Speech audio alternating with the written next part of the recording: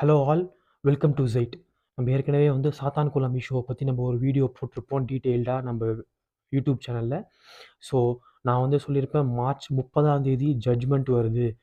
9 பேர் வந்து அதில் வந்து குற்றவாளிகள் அப்படின்ட்டு மதுரை கோர்ட் வந்து பார்த்தீங்கன்னா வந்து முடிவு பண்ணியிருக்கு. அவங்களுக்கு என்ன தண்டனை அப்படின்றது மார்ச் 30ஆம் தேதி மதுரை கோர்ட் முடிவு பண்ணும் அப்படின்னு சொல்லியிருந்தேன்.